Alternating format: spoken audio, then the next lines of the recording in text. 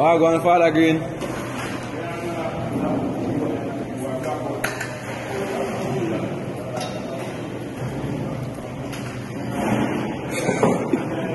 You catch you already, pussy. Like catch you already for a long time.